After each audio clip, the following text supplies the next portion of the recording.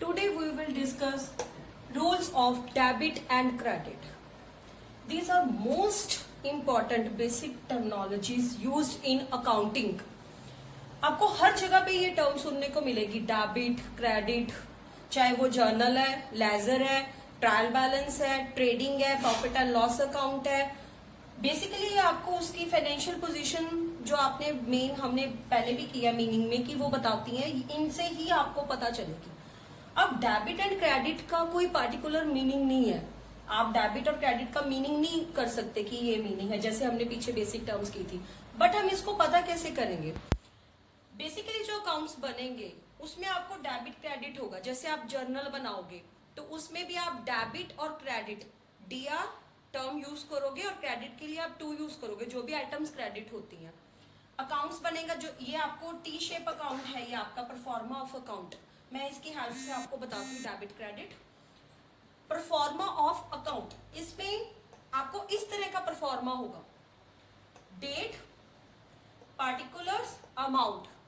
Date, जिस date को आपने परचेज की है, सेल की है, जो भी आपकी ट्रांजैक्शंस हुई हैं, उस ट्रांजैक्शंस के पार्टिकुलर्स, उसकी अमाउंट, जर्नल फॉलियो, जहां आपने जर्नल बनाया उसका जो आपका नंबर है वो यहां पे आएगा.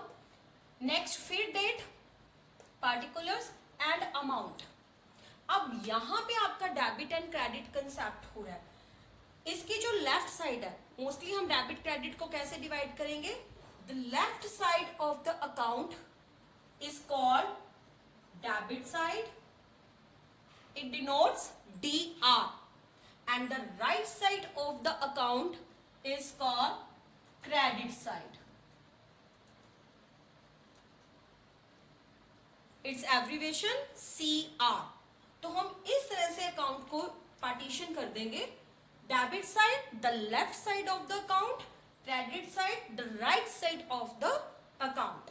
तो यहां पे आपको डेबिट और क्रेडिट का पता चल गया. अब हम आगे करेंगे इसके रूल्स.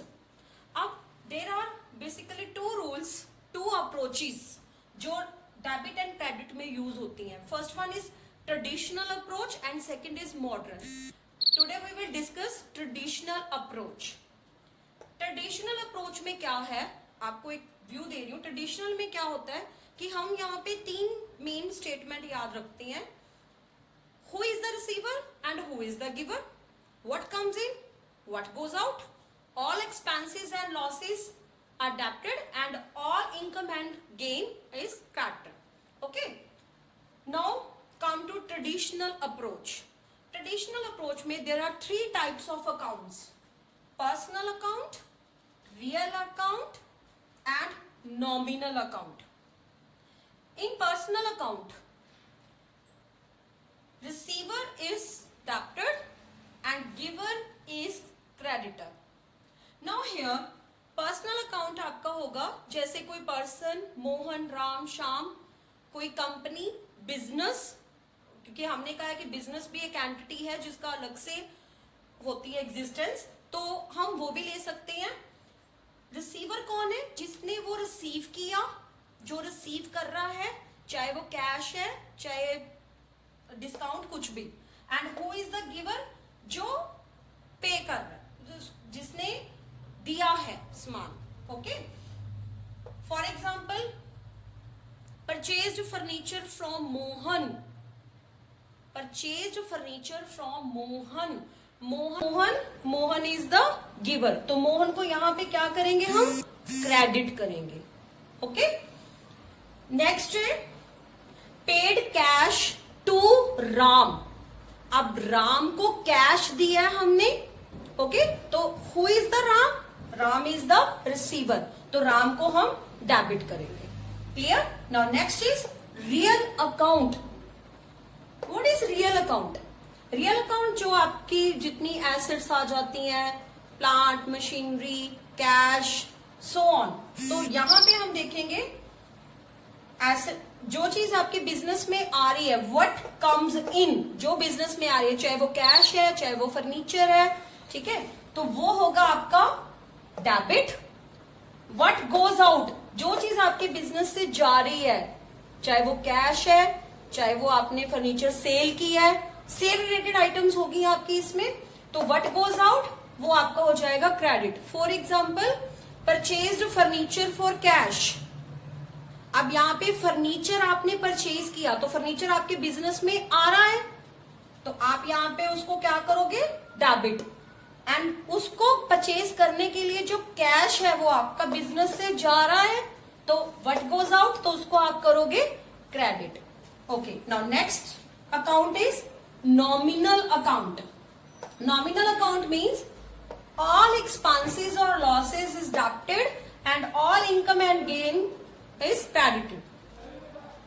जितने एक्सपेंसेस क्या है, बिजनेस के खर्चे, rent paid, salary paid, wages paid, these all are expenses, तो वो आप क्या करोगे, debit.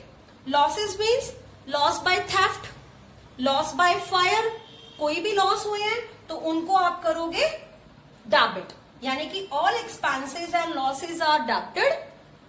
Now income and gain means कोई भी आपको इनकम हुई है, कोई प्रॉफिट हुआ है आपको, किसी मशीनरी सेल पे हुआ है, या कोई आपने डिस्काउंट रिसीव की है, या आपको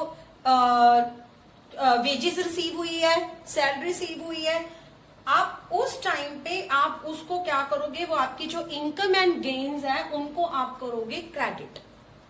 clear? For example paid wages, तो वेजेस आपका एक्सपेंस है तो आप उसको डेबिट करोगे। Clear? Commission received, commission receive हुआ आपको, तो जो कमीशन रिसीव हुआ है वो आपकी इनकम है, तो आप उसको क्या करोगे, credit. Now this all are traditional approach in rules of debit and credit। I repeat again, there are three types of account: personal, who is the receiver, debited; who is the giver, credited. Second, real account, what comes in, debited; what goes out, credited. Nominal account, all expenses and losses are debited and income and gains are credited. Next, modern approach। अभी हमने की traditional approach, ये 2 approaches हैं rules of debit credit में। Traditional approach जिसमें हमने 3 types of account किए, real, nominal and personal. Now come to modern approach. Modern approach में there are 5 types of accounts: asset account, liabilities account, capital account, expenses and losses account, revenues account.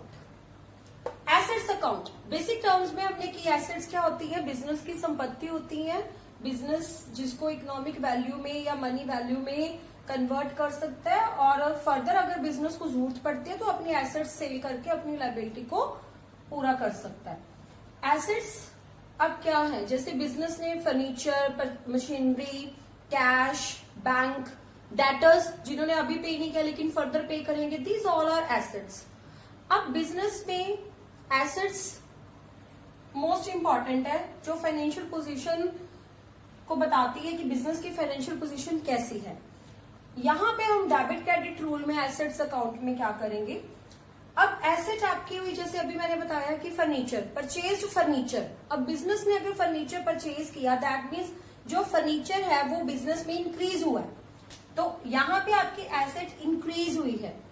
Asset increase है तो ये debit होगी, and अगर asset decrease होती है, जैसे cell कर दिया फर्नीचर, तो बिजनेस में जो फर्नीचर है वो कम हो गया, डिक्रीज हो गया, तो उसको हम करेंगे क्रेडिट।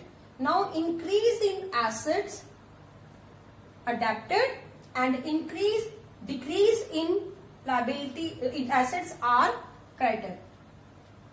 नेक्स्ट है liabilities.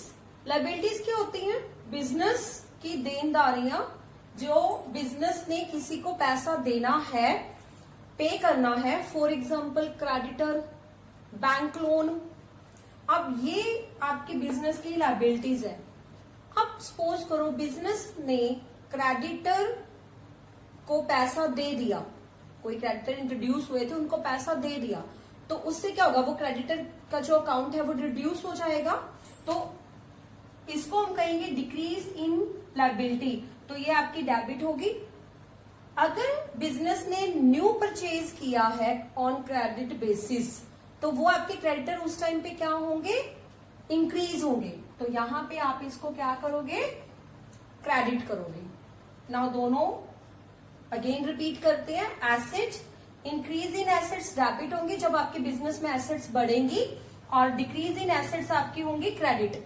Liability, decrease in liability जब आपकी देनदारियां कम होंगी, जिनको आपने पैसा देना, आप दे दोगे पैसा, तो ये आपकी कम हो जाएगी ना लायबिलिटी बिजनेस के लिए, तो इसको आप करोगे डेबिट। जब आप नई लायबिलिटी इंट्रोड्यूस करवाते हो, कोई बैंक लोन लिया, क्रेडिटर से आपने उधार लिया, तो उस टाइम पे आपकी इंक्रीज हो रही है, तो आप इसको करोगे क्रेडिट। Next capital. कैपिटल क्या है, जो बिजनेस में ऑनर्स और प्रोप्राइटर इनिशियल इन्वेस्टमेंट करता है बिजनेस शुरू करने के लिए। ये इन टर्म ऑफ कैश भी हो सकती है एंड गुड्स के थ्रू भी हो सकती है। अब अगर बिजनेस में वो कैश लेके आ रहा है तो वो बिजनेस के लिए एसेट्स होगी, गुड्स लेके आ रहा है वो बिजनेस के लिए एसेट्स होंगी। तो हम यहाँ पे क्रेडिट किसको करेंगे, क्योंकि हमारी वो कैपिटल इंट्रोड्यूस हो रही है, जो ऑनर्स कैपिटल भी बोलते हैं इसको, ऑनर्स की इक्विटी भी बोलेंगे इसको, कि ये ऑनर की इक्विटी है, तो ये इंक्रीज हो रही है, तो इसको हम करेंगे क्रेडिट।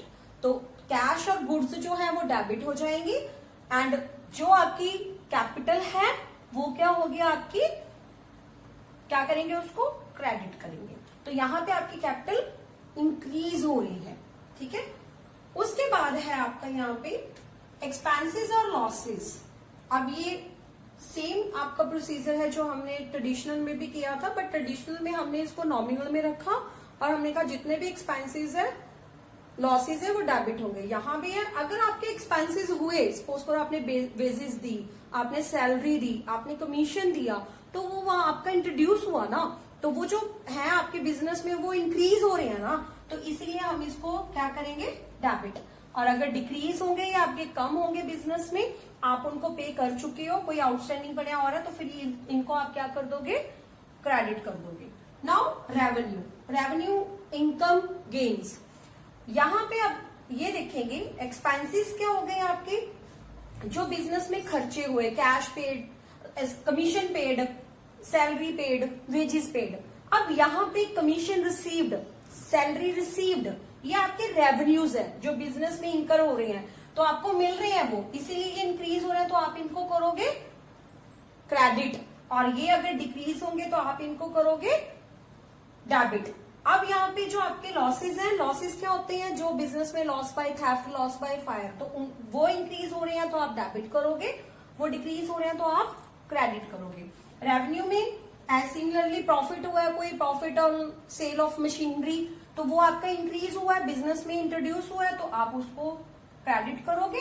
और जो आपके रेवेन्यू डिक्रीज हो रही है या आपको हो रहा है, उसको आप क्या करोगे, डेबिट करोगे। नाउ ये 2 अप्रोचेज हैं जो मोस्ट इंपॉर्टेंट है। अगर आपने जर्नल करना है, आपने अकाउंट बनाने हैं आगे, तो आपको ये रूल्स समझ में आने बहुत जरूरी है। जैसे प्रीवियस लेक्चर में मैंने बताया कि बेसिक टर्मिनोलॉजीज जो हमने की हैं वो भी इंपॉर्टेंट है, बट यहाँ पे ये आपके कंसेप्ट भी इंपॉर्टेंट है। देखो, अगर आपने टर्मिनोलॉजीज की, एसेट्स, लायबिलिटी, अगर आपको वहां पे क्लियर मीनिंग है तो यहाँ बार बार वो रिपीट हो रहे हैं।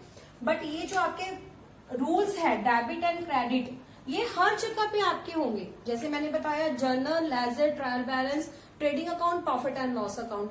अगर आपको इसके दोनों रूल्स, ट्रेडिशनल एंड मॉडर्न, आपको अच्छे से समझ आ जाते हैं, तो आपको आगे जर्नल, लेजर करना कोई प्रॉब्लम नहीं। हमने डिस्कस किए rules of debit and credit, 2 approaches, traditional and modern approach. Traditional approach, real account, nominal account, personal account, and in modern approach there are 5 heads: assets, liability, capital, expenses and revenue account. Traditional approach में real, nominal and personal. Real means जिसमें आपकी जितनी assets हैं, चाहे वो tangible है चाहे intangible, दोनों आएंगी। जैसे आपकी assets cash, debtors, bank, machinery, stock, plant and machinery, और इंटेंजिबल में आएंगी गुडविल, पेटेंट्स, कॉपीराइट्स। उसके बाद आता है आपका पर्सनल अकाउंट। पर्सनल अकाउंट में क्या होगा, जो पर्सन का name, Ram, Shyam, so on, कोई बिजनेस, लिमिटेड जो भी बिजनेस के नेम होंगे वो आ जाएंगे। एंड इसमें एक और चीज है कि आपके जो आउटस्टैंडिंग एंड प्रीपेड ये वाली टर्म्स आएंगी, ये भी आपकी पर्सनल में आएंगी। ओके, तो मैं आपको ये एग्जांपल्स के थ्रू अभी समझा रही हूँ, और साथ साथ हम ये भी डिस्कस करेंगे कि ये क्यों आ रही हैं और कौन सी टर्म्स हैं जो एज ए पर्सनल ट्रीट होंगी। तो आपको क्वेश्चन कैसे आ सकता है, जैसे आपको क्वेश्चन आ सकता है, ये आपको आइटम्स दी होंगी, interest, land and building, accrued interest, loan, purchases, sale, capital, bad debts, नाम debtors, motor vehicles, rent received in advance. ये आपको क्वेश्चन दिया होगा और आपको बोला जाएगा कि ट्रेडिशनल अप्रोच के अकॉर्डिंग डिवाइड करो। अब ट्रेडिशनल अप्रोच में कौन से 3 अकाउंट्स आते हैं, रियल, नॉमिनल एंड पर्सनल, यानी कि सारी आइटम्स को आप डिवाइड करोगे नॉमिनल, रियल और पर्सनल में। यानी कि आपने बताना है कि कौन सी आइटम रियल है, कौन सी नॉमिनल है और कौन सी पर्सनल है। Let's start. इंटरेस्ट। अब इंटरेस्ट क्या है, अगर इंटरेस्ट रिसीव्ड किया तो आपकी रेवेन्यू है, इनकम है। अगर इंटरेस्ट पे किया तो आपका एक्सपेंस। तो नॉमिनल क्या बोलता है कि ऑल एक्सपेंसेस एंड लॉसेस आपके नॉमिनल में आएंगे, एंड ऑल इनकम एंड आपके गेन्स, प्रॉफिट्स, वो भी क्या है, नॉमिनल। तो यहाँ हमने कोई डेबिट क्रेडिट नहीं बताना, यहाँ हमने जस्ट ये बताना है कि कौन सी आइटम नॉमिनल है, कौन सी रियल है, कौन सी पर्सनल है। तो इंटरेस्ट क्या है आपका, नॉमिनल अकाउंट है। क्लियर। सेकेंड है लैंड एंड बिल्डिंग। अब लैंड एंड बिल्डिंग क्या है, एसेट है, और एसेट हमने क्या कहा कि कौन से अकाउंट में एसेट्स आती हैं, रियल अकाउंट में। तो आपकी जो लैंड एंड बिल्डिंग है वो कहाँ जाएगी, रियल अकाउंट। थर्ड है एक्रूड इंटरेस्ट। अभी जो मैं आपसे बात कर रही थी कि एक्रूड हो गया, आउटस्टैंडिंग हो गया। अब इंटरेस्ट पे किया है, इंटरेस्ट पेड है, आपको पता है ना, आपने पे कर दिया, खर्चा है आपका, वो कैश में आपका पे हो चुका है, तो वो आपका एक्सपेंस हो गया। इंटरेस्ट रिसीव्ड किया तो वो भी आपका इनकम है, आपको पता है कि वो कैश में हुआ है। बट कुछ खर्चे ऐसे होते हैं जो या तो प्रीपेड होते हैं, आपने पहले ही पे कर दिए, या आउटस्टैंडिंग होते हैं। आउटस्टैंडिंग मीन्स ड्यू, आप बाद में पे करोगे, अभी इस मंथ नहीं करोगे। फॉर एग्जाम्पल, आपको मई के लिए बोला जाए कि आपने मई में 1000 की पेमेंट करनी है, बट आप मई में वो पेमेंट नहीं करते हो, आप उसकी पेमेंट जून में करते हो। This is called outstanding. अगर आप मई की पेमेंट एडवांस अप्रैल में ही कर देते हो तो वो आपकी हो जाती है प्रीपेड। ये तो हो गया आपका एक्सपेंस का केस। इनकम में क्या होता है, इनकम के 2 है, एक तो होती है एक्रूड इनकम। इनकम है आपकी बट आपको अभी तक मिली नहीं है, ड्यू है आपकी। And income received in advance मतलब आपको पहले ही मिल चुकी है। तो यहाँ हम रियल, नॉमिनल और पर्सनल में क्या करना है, जो भी आपके एडवांस वाले, एक्रूड वाले या आपके कोई आउटस्टैंडिंग आ रहे हैं, इन सबको आपने पर्सनल ही मान के चलना है, क्योंकि ये रिप्रेजेंटेटिव है। आपको किसी पर्सन के नाम से तो उसको रखना पड़ेगा ना याद। अभी आपने पे नहीं किया तो आप उसको इंटरेस्ट वो कर दोगे, किस पर्सन को पे करना है या किस पर्सन से लेना है, तो आप वहीं पे इसको एडजस्ट करके रखोगे। ये रिप्रेजेंटेटिव होते हैं, इसीलिए इनको पर्सनल अकाउंट में ही रखा जाता है। तो जो आपका एक्रूड इंटरेस्ट है वो कौन से अकाउंट में आपका जाएगा, personal account. Another is loan account. Loan हमने पहले भी बात की, बैंक लोन, तो वो भी पर्सन अकाउंट है। बैंक एक पर्सन ही है, जो बैंक जैसे आईसीआईसी बैंक, एचडीएफसी बैंक, ये इनकी अलग एग्जिस्टेंस है, तो ये भी पर्सनल है। अब बैंक से आपने लोन लिया है तो वो बैंक लोन होगा, वो भी आपका क्या कहलाएगा, पर्सनल अकाउंट। किसी पर्सन से लिए या बैंक से लिए, यहाँ पे आपको लोन अकाउंट दिया है, यहाँ पे मेंशन नहीं है कि आपने बैंक से लिया है या किसी पर्सन से लिया है। अगर बैंक लोन है तो भी वो पर्सनल अकाउंट है, अगर अदरवाइज लोन है तो भी आपका वो पर्सनल अकाउंट है। Another is purchase return. अब परचेज आपका नॉमिनल है, क्योंकि परचेज और सेल दोनों नॉमिनल है, बट परचेज नॉमिनल किस सेंस में होगा, आपका खर्चा एक्सपेंस के, क्योंकि जब आप कोई चीज खरीद के लाते हो, परचेज का मतलब होता है खरीदना, और ये गुड्स के लिए वर्ड यूज किया जाता है। जो भी गुड्स है जो आती हैं आपकी, उनको आप परचेज वर्ड से डिनोट करोगे। एंड सेल भी आपकी गुड्स के लिए ही यूज होती हैं। तो सेल आपकी इनकम रेवेन्यू है और परचेज आपका क्या है, एक्सपेंस है। तो अगर आपने परचेज रिटर्न किया तो आप उसको भी किस में लोगे, रिटर्न मतलब आप कुछ गुड्स डिफेक्टिव थी जो आपने रिटर्न कर दी तो वो भी आपकी किस में आएगी, नॉमिनल में आएगी। सेल मैंने अभी आपको बता दिया ये आपका रेवेन्यू है इसलिए ये नॉमिनल अकाउंट में है। कैपिटल प्रोप्राइटर का है, प्रोप्राइटर की कैपिटल है जो वो शुरू में लेके आता जिसको हमने इक्विटी भी बोलते हैं प्रोप्राइटर की, तो इसीलिए इसको हम क्या बोलेंगे, पर्सनल अकाउंट। उसके बाद बैड डेट्स। बैड डेट्स क्या होते हैं, बुरे डेट्स जो आपके अभी आपको नहीं मिले। डेटर्स कौन है, जिनको आपने उधार दिया था और जब वो नहीं चुका पाते उस उधार को तो वो हमारे क्या बन जाते हैं, बैड डेट्स। तो ये भी आपके क्या है, नॉमिनल है, एक्सपेंस है ये आपका। राम डेटर्स है, राम श्याम जो भी पर्सन का नेम आता तो वो क्या होते हैं आपके पर्सनल अकाउंट। मोटर व्हीकल ये एसेट है तो ये आपका रियल अकाउंट है। रेंट रिसीव्ड इन एडवांस वही आपको बताया था, अगर कोई रिसीव्ड इन एडवांस है, प्रीपेड है, एक्रूड है, ये सब कुछ आपका क्या कहलाएगा, पर्सनल। तो this is example of traditional approach. Now come to modern approach.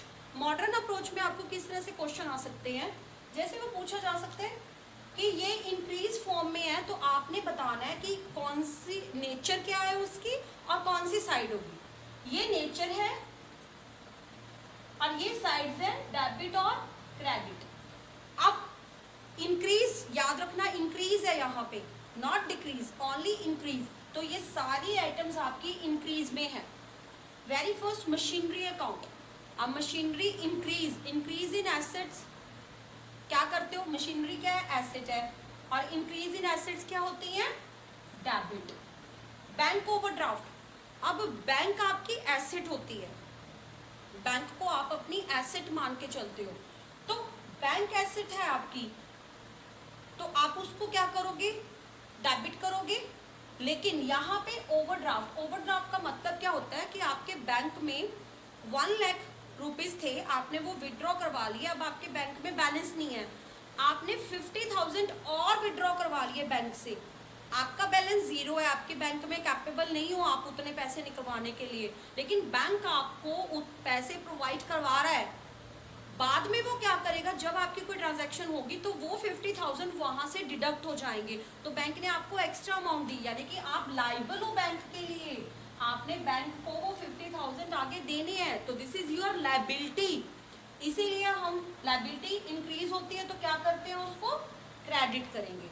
Next है परचेज अकाउंट। अंडरस्टूड है, परचेज गुड्स है, आपका एक्सपेंस है तो एक्सपेंस इंक्रीज होता है तो उसको क्या करते हैं, डेबिट। सेल आपका रेवेन्यू है, रेवेन्यू इंक्रीज होगा तो क्या करेंगे, क्रेडिट। प्रोप्राइटर्स, प्रोप्राइटर्स क्या है, अभी हमने पीछे उसमें भी क्या ट्रेडिशन में कैपिटल, कैपिटल क्या होती है, प्रोप्राइटर्स अकाउंट में जाएगी, तो अगर कैपिटल इंक्रीज हो रही है तो क्या होती है, credit. Then cash account, cash आपकी क्या है, एसेट, एसेट इंक्रीज कहाँ जाएगी, debit side. Bill payable and bill receivable, ये 2 टर्मिनोलॉजीज हैं, मैं आपको यहाँ समझाती हूँ। Bill payable and bill receivable ये यूज होती है बिल ऑफ एक्सचेंज में, ये आपको फर्दर चैप्टर आएगा बिल ऑफ एक्सचेंज का। अब हमने 3 टर्म्स कर ली कि आप कैश पेमेंट कर रहे हो, क्रेडिट कर रहे हो और बैंक के थ्रू कर रहे हो। आपने कैश पेमेंट की, आपको कैश मिल गया, कैश पेमेंट होगी आपकी और आपने रिसीव कर लिया, जो भी ट्रांजैक्शन कैश में हुई, क्रेडिट में हुई तो वो आपकी उधार होगी। अब कई बार क्या होता है, जो उधार लेता है वो बोलता है कि मुझे आप 3 मंथ का बिल दे दो, जिसमें लिखा जाता है कि 3 मंथ के लिए मैं इस बिल को आपको पे करने के लिए लायबल हूँ, और वो 3 इंस्टॉलमेंट में वो बिल बन जाता है, तो वो बिल ऑफ एक्सचेंज आता है। मैं सप्लायर हूँ जिसने बेचा और सेकेंड पार्टी है वो उसने उसको खरीदा, तो बिल ऑफ एक्सचेंज में जिससे हमने पेमेंट लेनी है उसके अकाउंट में बीआर होगा, और जिसने पेमेंट देनी है, जिससे पेमेंट लेनी है, मैं सप्लायर हूं तो मेरे अकाउंट में क्या आएगा, बीआर, क्योंकि मैंने अपने डेटर से पेमेंट लेनी है। और जो उसका अकाउंट है, जिस कस्टमर का जिसने रिसीव किया है, जिसने पेमेंट करनी है, उसके अकाउंट में आएगा बिल पेबल। मेरे अकाउंट में वो मेरे लिए एसेट है क्योंकि BR है, आगे मुझे फ्यूचर में रिसीव होंगे, वो पैसे मेरे पास आएंगे, और जिसने वो पैसे चुकाने हैं उसके लिए वो बिल पेबल यानी कि उसकी लायबिलिटी है। तो यहाँ पे अगर मैं प्रोप्राइटर हूँ, मैंने किसी से बिल लिया है और मैंने उसके 3 मंथ की इंस्टॉलमेंट में वो किया है, तो मेरे लिए वो क्या हो गया, बिल पेबल यानी कि लायबिलिटी। और अगर यहाँ पे BR क्या हो गया, बिल रिसीवेबल, और बिल रिसीवेबल क्या होगी आपकी एसेट्स, तो बिल पेबल क्या होगी लायबिलिटी। अगर इंक्रीज होगी तो इसको क्या करोगे आप, क्रेडिट, एंड BR क्या होगी आपकी एसेट्स, और ये इंक्रीज होती है तो आप इसको क्या करोगे, डेबिट। क्लियर। उसके बाद है इंटरेस्ट पेड अकाउंट। अगर इंटरेस्ट पेड है तो वो आपका एक्सपेंस है, इसको डेबिट करोगे। रेंट रिसीव्ड अकाउंट आपका क्या है, रेवेन्यू, इसको। नेक्स्ट कंसेप्ट है T shape account. T shape account में स्टार्टिंग में रूल्स ऑफ डेबिट क्रेडिट के बताया था कि हम एक side particular amount, second side particular amount, इसी के लिए ही हम डेबिट एंड क्रेडिट यूज करते हैं। मेन जो आपका यूज होता है, जो अकाउंट्स बनाते हैं हम, कोई furniture account, sale account, cash account, machinery account, creditor, debtors, कोई भी अकाउंट बनेगा उसके लिए ही हमें डेबिट एंड क्रेडिट की जरूरत पड़ती है। तो यहाँ पे एग्जांपल है furniture account, left side debit side, right side credit side. अब फर्नीचर अकाउंट में सारे ट्रांजेक्शन्स फर्नीचर रिलेटेड लेंगे। फर्नीचर सेल किया है, फर्नीचर परचेज किया है, फर्नीचर डिस्कार्ड किया है, सो ऑन। अब यहाँ पे जो वेरी फर्स्ट है वो है purchased furniture for cash. Cash में फर्नीचर लिया, अब आपका फर्नीचर परचेज करने से बढ़ गया, तो हमने फर्नीचर अकाउंट में वेरी फर्स्ट क्या करना है, इंक्रीज एसेट है फर्नीचर, इंक्रीज होगा तो उसको क्या करेंगे डेबिट, डिक्रीज होगा तो क्या करेंगे क्रेडिट। यहां से अब हमारा काम इजी हो गया। फर्नीचर परचेज किया, बढ़ गया, पहला फर्नीचर है, सेकंड क्या है, कैश देके हुआ, तो हम यहाँ पे लिखेंगे कैश परचेज, कितने की, 1 लाख की, कौन सी side, debit side. Second entry है, सेल कर दिया आपने फर्नीचर फॉर कैश, अब यहाँ पे आपका फर्नीचर कम हो गया, कौन सी साइड, क्रेडिट साइड, तो यहाँ हम लिखेंगे कैश सेल 40,000। नेक्स्ट, फिर अगेन थर्ड में हमने दोबारा एडिशनल परचेज कर लिया फर्नीचर, तो वहां हम लिखेंगे कैश परचेज 55,000। फिर फोर्थ में हमने फर्नीचर डिस्कार्ड कर दिया, डिस्कार्ड होता है खत्म करना। अब जब आप खत्म करोगे तो फर्नीचर कम होगा, रिड्यूस होगा, डिक्रीज होगा, तो हम लिखेंगे फर्नीचर डिस्कार्डेड 10,000। 5 में डेप्रिसिएशन, डेप्रिसिएशन भी एक तरह का लॉस है। जब आप कोई चीज खरीद के लाते हो, चाहे फर्नीचर है चाहे मशीनरी है, सम टाइम बाद उसकी वैल्यू डिक्रीज होनी शुरू हो जाती है घिसावट के कारण या किसी और रीजन के कारण, तो वो जो रिड्यूस वैल्यू है हम उसको बोलते हैं डेप्रिसिएशन। तो डेप्रिसिएशन भी एक तरह से लॉस है, तो यहाँ हम लिखेंगे डेप्रिसिएशन 5,000। अब इसकी हम बैलेंसिंग करेंगे। बैलेंसिंग कैसे होगी, ये साइड का टोटल 1,55,000 है और इस साइड का टोटल 55,000 है, यानी कि डेबिट साइड ज्यादा है, क्रेडिट साइड कम है। तो ये जो टोटल है इसमें से ये टोटल माइनस करेंगे, तो यहाँ पे बैलेंस कौन सी साइड लिखेंगे, क्रेडिट साइड, कितने का, 1 लाख। तो यहाँ आपका जो बैलेंस है वो दोनों इक्वल हो गया। सिमिलरली अगर आप कैश अकाउंट, बैंक अकाउंट ये बना रहे हो तो उसमें भी आप सेम एसेट्स है आपकी, तो डेबिट साइड इंक्रीज और क्रेडिट साइड डिक्रीज। अगर क्रेडिटर अकाउंट बना रहे हो तो क्रेडिटर क्या है आपकी, लायबिलिटी, और लायबिलिटी अगर इंक्रीज होती है तो कौन सी साइड आती है, क्रेडिट साइड, डिक्रीज होती है तो कौन सी साइड आती है, डेबिट साइड। अभी ये आपका लेजर नहीं है, ये जस्ट टी शेप है जहाँ पे आप उसको इंक्रीज और डिक्रीज करके बस आइटम आप पुट करोगे और उसका बैलेंस करोगे। Okay, thank you.